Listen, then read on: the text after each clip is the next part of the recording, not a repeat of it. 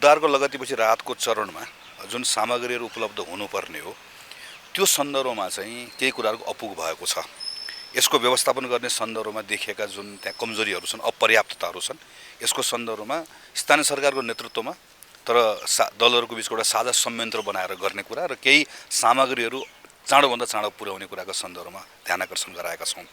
दोस्रो सबैभन्दा महत्त्वपूर्ण कुरा भनेको त्रिपाल लगायतका सबै कुराहरू एकदमै अस्थायी हुन्। अब जाडो सुरु भइसकेको छ, अस्थायी टहरा बनाउने काम त्यहाँ करिब 50-60 हजार बनाउनु पर्ने छ, किनकि त्यति धेरै घरहरू बस्न नमिल्ने अवस्थामा छन्। त्यो अस्थायी टहरा बनाउने काम हामीले मङ्सिरको यो महिनाभित्र यदि सम्पन्न गर्न सकेनौँ भने पुसको जाडो यो त्रिपालले यसले थेग्नै सक्दैन र यसले यति धेरै ठुलो चाहिँ भयावह अवस्था सृजना गर्छ। यसको लागि अस्थायी टहरा बनाउने कुरा अहिलेको लागि सबैभन्दा महत्त्वपूर्ण कुरा छ। यो अस्थायी टहरा बनाउने कुरा कस्तो गर्न सकिन्छ भन्ने हामी यहाँ माग त राखेर गयौँ, हामी आफैले गरेर हेर्नुपर्छ भनेर हामीले जाजरकोटकै 2 ठाउँमा, नलगाडमा र खलङ्गामा, भेरी नगरपालिकामा 2टा अस्थायी टहरा हामीले 2 दिन बसेर 2टा अस्थायी टहरा बनाएर हेऱ्यौँ। 2 जना दक्ष जनशक्ति, 2टा अर्धदक्ष जनशक्ति र 6-7 जना सहयोगी हातहरू हुँदै गर्दा र त्यहाँको भत्किएकै घरको सामग्रीहरू हामीले प्रयोग गऱ्यौँ।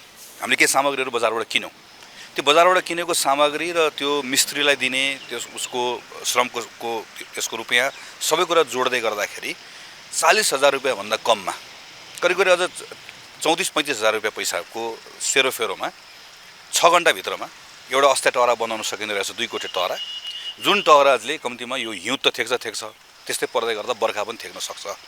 यो अहिले बनाइएन भने त्यसपछिको यो कसैले पनि यसलाई थेक्न सक्दैन। त्यसैले अहिले हामीले प्रधानमन्त्रीलाई भनेका छौँ कि अविलम्ब यो आजभोलि तिहारकै बिचमा मन्त्री परिषदले निर्णय गरेर प्रदेश सरकार छ, स्थानीय सरकार छ, उहाँहरूले तलको काम उहाँहरूले गर्नुहुन्छ, तर यो चाहिँ नागरिकले सिधा अस्थायी आवास बनाउनका निम्ति प्राप्त गर्ने गरिकन रकम पठाइदिने र हामीले के देख्यौँ तल भने त्यसपछि अभाव के को छ भन्दा अभाव चाहिँ 2टा कुराको हुनसक्छ। एउटा ठुलो सङ्ख्यामा जस्तापत्ता चाहिने भएकोले बजारमा जस्तापत्ता प्राप्त गर्ने कुराको सुनिश्चितता गरिदिनुपर्छ र जनशक्तिको अभाव हुन्छ।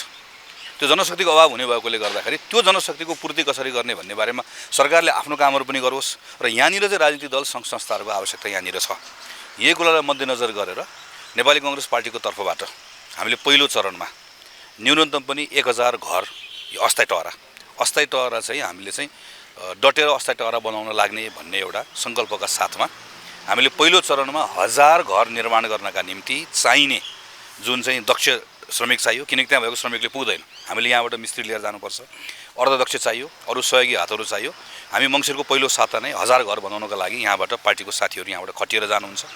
यसै गरी अरू राजनीतिक दलका साथीहरूले पनि घोषणा गर्नुभएको छ, सङ्घ संस्थाहरू छ, यो सबैको मद्दत सरकारले लिनुपर्छ, तर त्यो मद्दत र सरकारले गर्ने निर्णय जोडिनुपर्छ। हामीले दोस्रो कुरा यो कुरा भनेका छौँ।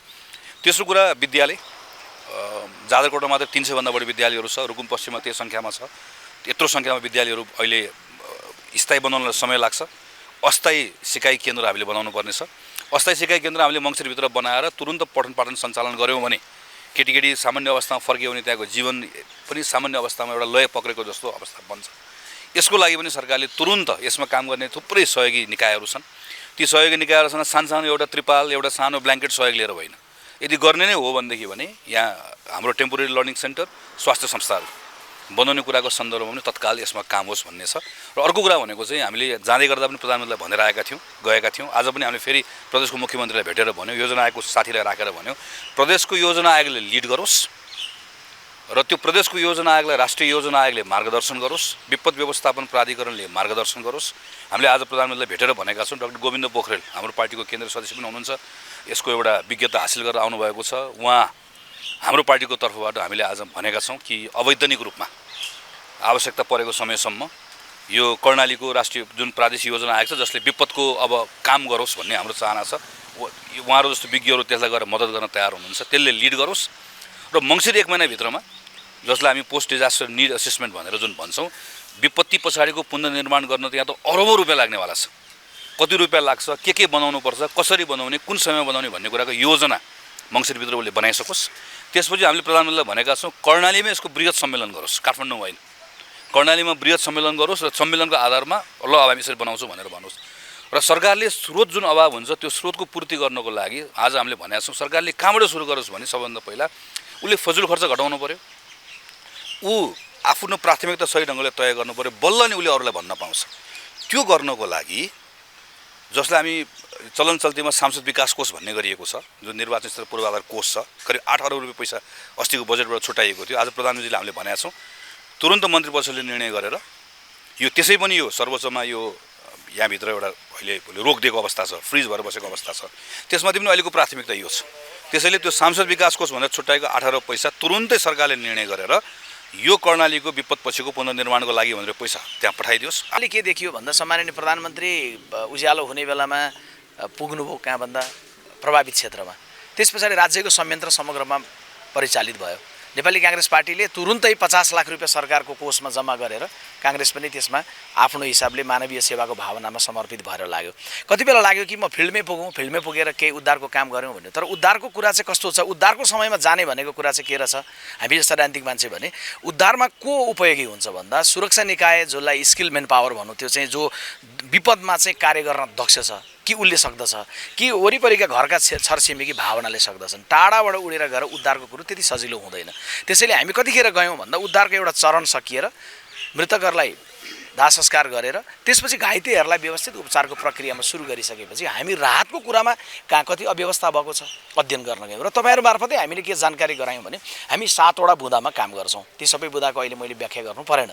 तर ती बुँदाहरूमा काम गर्दै गर्दाखेरि हामीले चाहिँ जाँदै गर्दाखेरि हामीले ठुलो सर्कल लाने, भिड लिएर जाने, डिस्टर्ब गर्ने खालको कहीँ पनि कार्य नगरिकन जम्मा 2टा महामन्त्री, त्यसपछि अनुभवी यस सम्बन्धी भूकम्प हिजो प्राधिकरणमा नेतृत्व गर्नुभएको डाक्टर गोविन्दराज पोखरेल, हामी सानो टिम गइसके पछाडि त्यसले कहीँ कतै कुनै डिस्टर्बहरू पनि बिल्कुलै भएन। र हामी गएर चाहिँ कहीँ चाहिँ हामी टेन्टमा सुत्यौँ, कहीँ गएर चाहिँ अलि सजिलो ठाउँहरूमा सुत्यौँ। त्यस पछाडि चाहिँ मानिसहरूको बिचमा गएर पीडालाई बुझ्ने कोसिस गऱ्यौँ। त्यस पछाडि जहाँनिर मृत्यु भएको छ ती ठाउँहरूमा समवेदना दियौँ। हाम्रो आफन्तहरू गुमेका हुन् भनेर ती परिवारजनलाई समानुभूति व्यक्त गर्नतर्फ लाग्यौँ।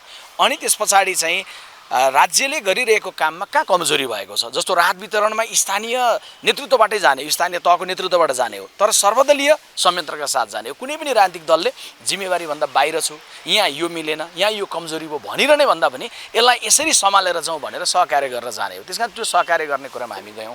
अर्को चाहिँ के भन्दाखेरि भने अघि मामनज्यूले भनिसक्नुभयो कि अहिले हामी कात्तिको यो मसान्तमा आइपुग्दै गर्दाखेरि चिसो टेन्टमा सुत्दै गर्दा चिसो अनुभूति गरेर आएका छौँ। न्यानो लुगा लगाएर टेन्टमा सुत्दा पनि चिसो अनुभूति गरेकाले के निष्कर्ष निकाल्यौँ भने अबको महिना दिन पछाडि सुत्केरीको अवस्था, बालबालिका र वृद्धहरू त्यो टेन्टमा कसरी सुरक्षित बस्न सक्नु होला। त्यसैले अस्थायी टहराको निर्माण अविलम्ब जरुरी छ। त्यसको लागि चाहिँ हामीले चाहिँ यहाँबाट त मौखिक रूपमा भनेर या त्यहाँनिर घुमिराखेर भत्केका घरसँग सेल्फी खिचिराखेर त्यो कुरा बन्दैन थियो। त्यसैले हामीले के भने अविलम्ब त्यहीँनिर सामग्रीको जोहो गरेर केही सामग्री खरिद गरेर 2टा अस्थायी टहरा बनायौँ, जसलाई हामीले नमुनाको लागि एउटा मोडलको रूपमा चाहिँ प्रस्तुत गरेका छौँ। र त्यो गर्दै गर्दाखेरि सम्माननीय प्रधानमन्त्रीज्यूलाई अपिल पनि गऱ्यौँ, सरकारले अब अविलम्बै पैसा चाहिँ हरेक परिवारको लागि 40,000 बराबर चाहिँ रकम छुट्याओस्। र प्रधानमन्त्रीज्यूले अपिल गर्नु सबैलाई चाहिँ के भन्दाखेरि भने अस्थायी टहरा निर्माण गर्नलाई स्वयंसेवी भावनाले जानका लागि अपिल गर्नुहोस् भनेका छौँ।